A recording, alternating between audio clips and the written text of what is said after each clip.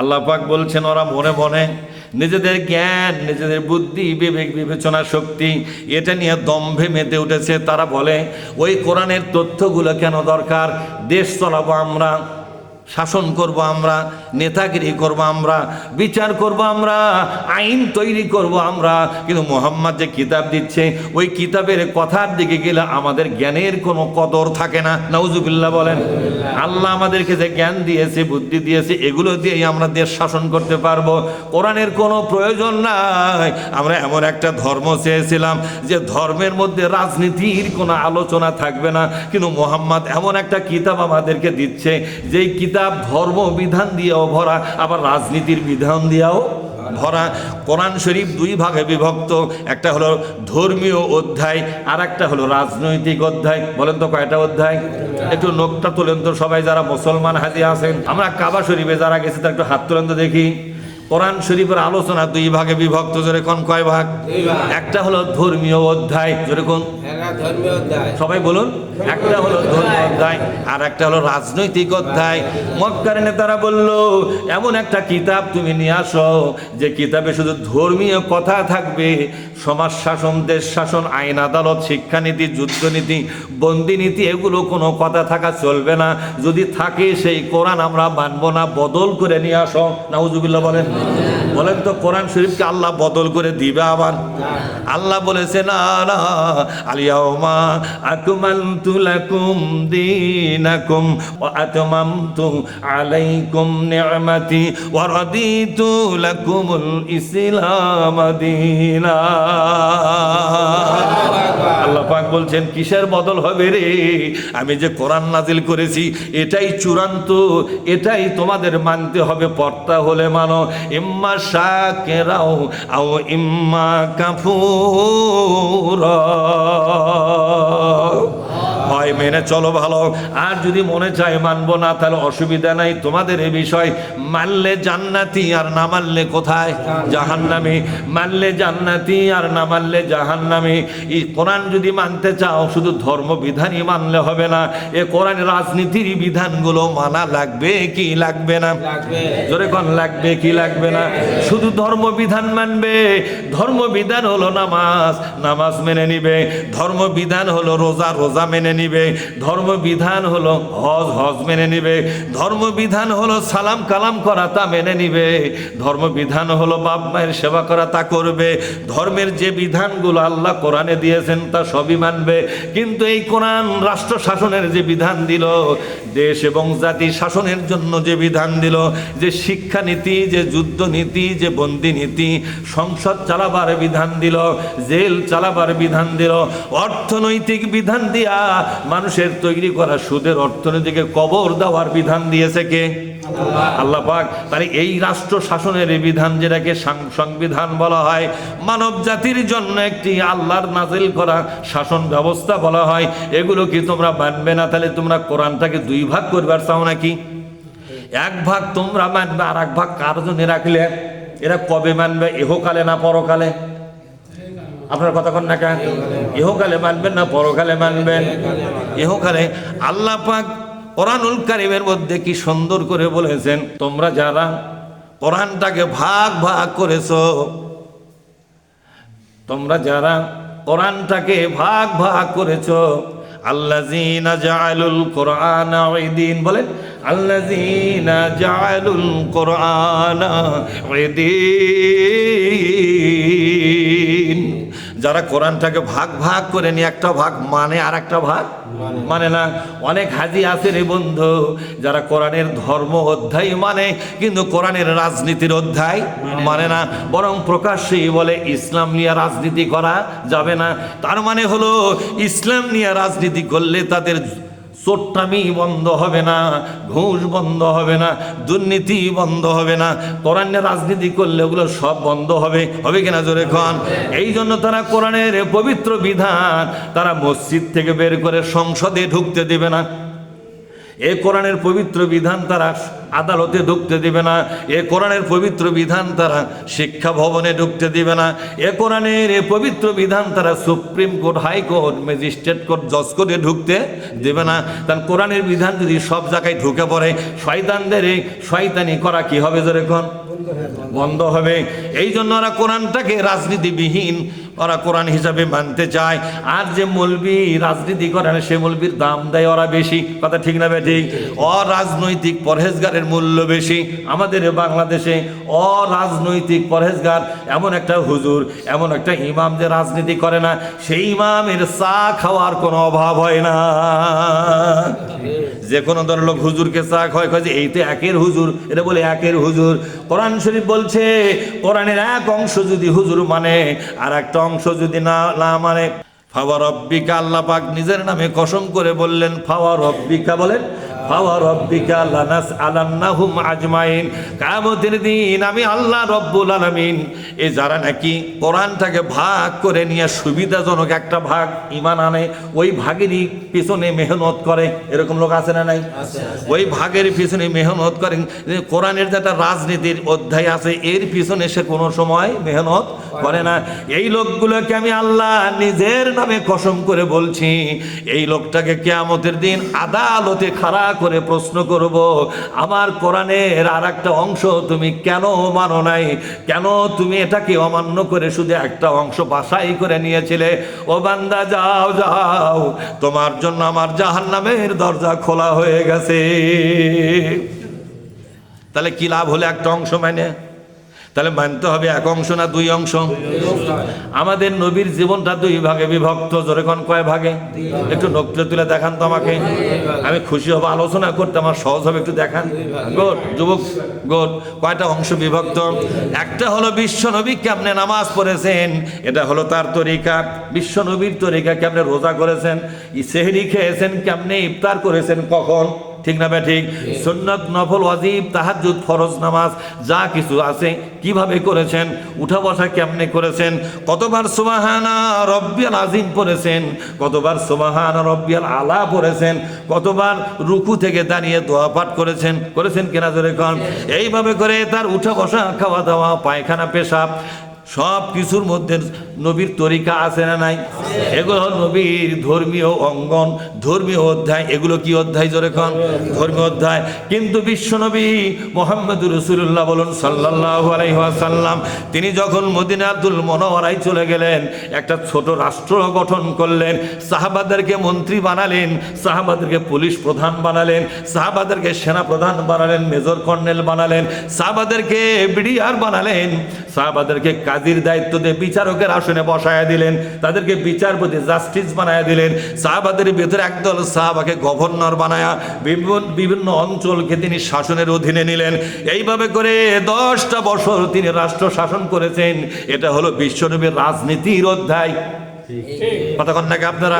তাহলে বিশ্বনবীর ধর্মীয় অধ্যায় মানবেন, রাজনীতির অধ্যায় মানবেন না, তাহলে বিশ্বনবীকেও তো আপনি দুই ভাগ করলেন, কথা ঠিক না? ঠিক।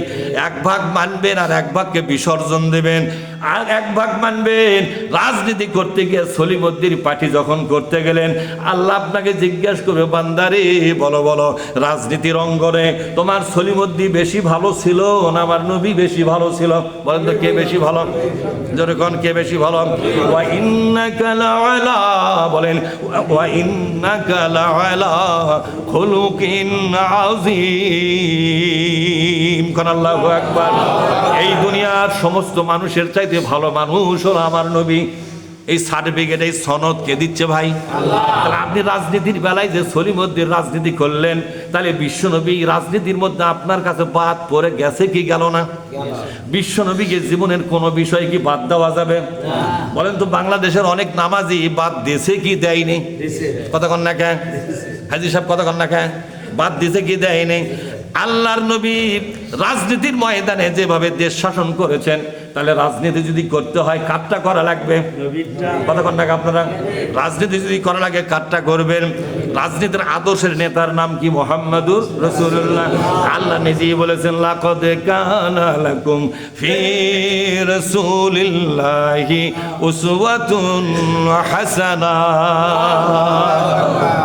ও বান্দা শোনো শোনো, তুমি রাজনীতি করো, ধর্মনীতি করো, তুমি অর্থনীতি করো, ব্যবসা করো, বাণিজ্য করো, রাষ্ট্র শাসন করো, যেখানেই করো না কেন সব জায়গায় মানতে হবে কাকে?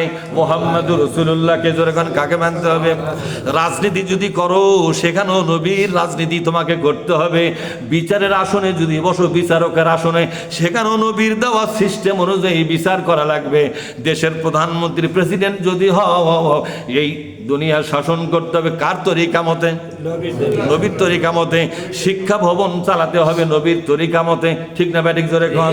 এইভাবে যদি না চালাও, ভালো করে শোনো, ওয়ামায়ু শাকিকের রাসূলা, বলে ওয়ামায়ু শাকিকের রাসূলা মিন বাদি মা তাবায়্যানা লাহুল হুদা ওয়া ইয়াত্তাবি গায়রা সাবিলিল মুমিনিনা নুওয়াল্লিহি মা তাওয়াল্লা ওয়া নুসলিহি জাহান্নাম ওয়া সাআত মাসীরা। আল্লাহ তাআলা বলছেন, নবীজি, জীবনের কোন একটা ব্যাপারে মানুষ যদি তোমাকে অমান্য করে চলে, ওগো নবী, আমি কথা দিলাম তোমার পক্ষ থেকে। কার পক্ষ থেকে? জোরে কর। আমি নবী তোমার পক্ষ থেকে কথা দিলাম, কোন ইমানদার, কোন মুসলমান জীবনের কোন একটা বিষয়ে তোমাকে না মানিয়া অন্য কারো সিস্টেমে যদি তারা জীবন চালায়, দেশ চালায়, রাষ্ট্র চালায়, বিচার চালায়, শিক্ষা ভবন চালায়, ক্ষমতা চালায়, আমি হে নবী, আমি আল্লাহ কথা দিলাম লোকটাকে জাহান্নামে দিয়ে নিক্ষেপ করবো। ওয়ানুসলিহি জাহান্নাম, বলেন ওয়ানুসলিহি জাহান্নাম, আমি তাকে জাহান্নামে দেব। এই আয়াতের মাধ্যমে বলেন তো বাংলাদেশের কত পার্সেন্ট হাজি, নামাজি, রোজাদার জাহান্নামে যাবে? বেশিরভাগ হাজি যাবে না কম ভাগ যাবে?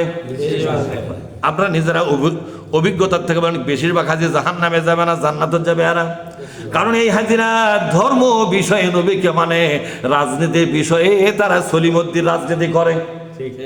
করে কি করে না? যেরকম করে কি করে না? করে। তারা রাজনীতির বিষয়ে বিশ্ব নবীকে অযোগ্য মনে করলো, রাজনীতির বিষয়ে কোরআনটাকে অযোগ্য মনে করলো। এই হাজিরা মনে করে, এই নামাজিরা মনে করে বাংলাদেশে কোরআন অনুযায়ী নামাজ চলবে, সমস্যা নাই। বাংলাদেশে কোরআন অনুযায়ী হজ চলবে, সমস্যা নাই। বাংলাদেশে কোরআন অনুযায়ী জেকের, আজকার, দাড়ি, টুপি, জুব্বা চলবে, কোনো সমস্যা নাই, এটা চলবে। বাংলাদেশে কোরআন অনুযায়ী আপনার জেকের, আজকার, তাসবিহ, তাহলিল চলবে, কোনো সমস্যা নাই। কিন্তু বাংলাদেশে কোরআন অনুযায়ী শাসন চলবে, এটা সম্ভব নয়। তার কারণ কোরআন বাংলাদেশের জন্য শাসনে অযোগ্য। কতক্ষণ নাকি অযোগ্য না যোগ্য? এ কোরআন নামাজ যোগ্য হয়ে গেল, এ কোরআনের রোজা যোগ্য হয়ে গেল, এ কোরআনে হজ যোগ্য হয়ে গেল, তাসবিহ, তাহলিল, জিকির, আজকার যোগ্য হলো রে বন্ধু। কিন্তু কোরআনের ভেতরে রাজনীতি দেশে যোগ্য কি অযোগ্য? তাহলে আপনি যে হাজি মানুষ হয়, ওমরা করা মানুষ হয় বললেন কোরআন থেকে কোনো রাজনীতি করা যাবে না।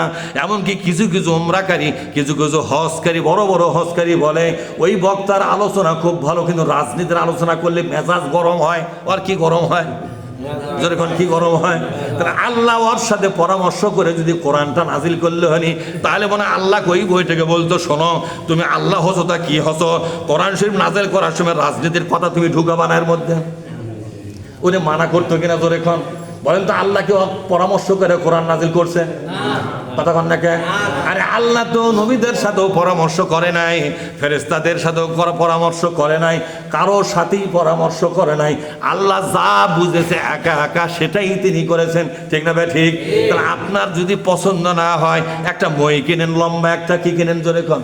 লম্বা একটা মই কিনেন যেটা টাওয়ারে ওঠে, এই মই দেওয়া হবে না। এরকম 2-4 কোটি মই জোড়া দিয়া প্রথম আকাশ ভেদ করে আরশে আজিম পর্যন্ত চলে যান, যে আল্লাহ বলেন কোরআনটা তুলে লাও। আল্লাহ তো বলবে কি জন্য তুলে নেব, এটা চুকে তুই বলে একটা দাবি নিয়ে আছি। আমরা রাজনীতি করি সলিমুদ্দিন, জরিনা, সখিনার, সুতরাং তোমার কোরআন রাজনীতি দিয়ে কি জন্য ভরে দেছ? অনেক মৌলবি যে এই ওয়াজগুলো করে আমাদেরকে ব্যাঘাত ফালাচ্ছে, কোরআন তুলে লাও, খালি ধর্মবিধানগুলো দিয়ে নতুন করে আবার কোরআন নাজিল করো। এই কথা বলার পরে আর সে যে ফেরেশতারা ওই আস্ত থুবে না, আসার মারা শুরু করবে আল্লাহর কাছে পরামর্শ দেওয়ার জন্য। আচ্ছা তোর বাড়ি কোনটা, এই কথা ঠিক না ভাই? ঠিক। বলেন তো এটা কি সম্ভব? তার আল্লাহ যে কোরআন নাজিল করেছে, কোরআনে যা আছে সবই মানবেন না, কিছু মানবেন না, কিছু অমান্য করবেন। কি করবেন আপনারা? তাও তো কথা কন না, খালি হা করে চাই আছে। এ কোরআনে যা আছে সবই মানবেন। এ কোরআনে যদি রাজনীতি থাকে সেটাও মানবেন। এ কোরআনে যদি শাসন নীতি থাকে সেটা মানবেন। সবই তো মানবেন, তাহলে অন্য জায়গায় কেন ঘোরেন? হাজিরে, অন্য জায়গায় তুমি যাও, তোমার হজগুলো বাতিল হয়ে যাবে, তোর নামাজগুলো বাতিল হবে, তোমার রোজাগুলো বাতিল হবে, তোমার জেকের আজকারগুলো বাতিল হয়ে যাবে। ওই কথাগুলো আমি যে আয়াতগুলো বলবো সেখানে সন্নিবেশিত আল্লাহ করেছেন, আমি সেগুলোর দিকে যাচ্ছি। আল্লাহ তাআলা বলছেন ওরা অহংকার করেছে, কোরআনের যে ব্যবস্থাপনা তার চাইতে ওদের মধ্যেই নাকি বেশি ব্যবস্থাপনা ওদের মগজে তৈরি হয়। এই চিন্তা ভাবনা করে তারা কোরআন মানে না। ওরা দাম্ভিক, ওরা অহংকারী রে। অহংকারীদের জন্য কোরআন মানা সম্ভব নয়, ঠিক না? ঠিক জোরে কোন কাবীরা, ওরা সীমা অতিক্রম করে চলে গেছে। ওদেরকে থাকার কথা ছিল কোরআনের ময়দানে, ওরা নামাজের সময় কোরআনের ময়দানে, কতক্ষণ নাকি রোজার সময় ওরা কার ময়দানে আছে? এবার কিন্তু আসল কথার হাত দেবো, মন খারাপ করবেন না। নামাজের সময় আপনি কোরআনের ময়দানে, ঠিক না ঠিক? রোজার সময় আপনি কোরআনের ময়দানে, হজের সময় আপনি কার ময়দানে? কোরআনের ময়দানে। যখন আপনি অন্য কোনো দল করতে গেছেন, ভিন্ন কোনো পার্টি করতে গেছেন, তখন ওই মুহূর্তে কার ময়দানে আছেন? সেই ময়দানে গেছেন। আল্লাহ কি বলছেন? আমি কেন জাহান্নামে দেব একজন ইমানদার লোক আমার কোরআনের ময়দানের বাইরে যেতে পারবে না।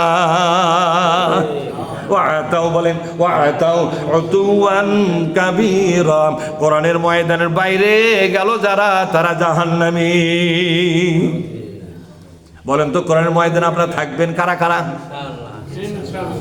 আমি কিন্তু হাত তুলবে কইনি, সাইন মনের আবেগী তুলে ভালো থাকবে কছি। আমি কিন্তু কারা কারা থাকবো, মুখ দিয়ে গলি হলে না আমরা থাকবো, কিন্তু হাত তুলে আরো বিপদত পড়লেন। আমার কাছে বিপদ না, কার কাছে? এই ঘরটা কার অফিস? একটা অফিসের নাম দিলে এই অফিসটা কার? আমাদের অফিস নাকি? ঘরটার মালিকানা আল্লাহর, এটা আল্লাহর ঘর, আল্লাহর অফিস। আল্লাহর অফিসের মধ্যে বসে থেকে হাত তুলে বললেন কোরআনের ময়দানের বাইরে যাব না। তাহলে যখন ভিন্ন রাজনীতি করেন তখন কি কোরআনের ময়দানের ভেতরে আছেন না বাইরে গেছেন? তাহলে এই মিথ্যা কথাটা বলার জন্য হাত তুললেন নাকি? আরে মিথ্যুক, তোমার হাতের বিচার হবে, হবে কিনা জোরে কম? এই মিথ্যুক তোর হাতের বিচার হবে রে। এ মিথ্যুক তোর জবানের বিচার হবে, তোর কাল্লার বিচার হবে, হবে কিনা জোরে কম? যেদিন তোমাকে আল্লাহ পাক বলবে ফেরেশতারে ফাজরিবুহুম কুল্লা বানান, ও আমার ফেরেশতারা প্রত্যেকটা জোড়ার উপরে বসা। 360টা জোড়া, কটা জোড়া? 360টার ওর ভেনু ভেনু করে বসা। এদের মুখের কোনো দাম ছিল না। তা আপনারা যে আল্লাহকে কথা দিলেন কোরআনের ময়দানের বাইরে যাবেন না, এ কথা রক্ষা করার দায়িত্ব আল্লাহর না আপনাদের? একবার এই ওয়াজ আমি এক জাত করছিলাম, যে বলছে এই কথা রক্ষা করার দায়িত্ব আল্লাহর না আমাদের। বলছে আল্লাহর। সর্বনাশ করলো কিরে, ওয়াজের আমার 12টা বেজে দিল। একবারে সভাপতি বলছে করছে আল্লাহ। আমি বললাম আপনার সভাপতি কেমন আছে? করছে উত্তর কি ভুল হলো নাকি? আমি তো কি হলো রে? আপনি করলেন ওয়াদা, এটা পালন করার দায়িত্ব আল্লাহর কাছে না আমাকে। তাকে কি করেন? করছে হে ঝুলত পড়ে গেছি। কি পড়ে গেছে? ঝুলত পড়ে। সব দায়িত্ব আল্লাহকে ছেড়ে দিয়া আমরা লাঠু খায় বসে আছি ভাইজান।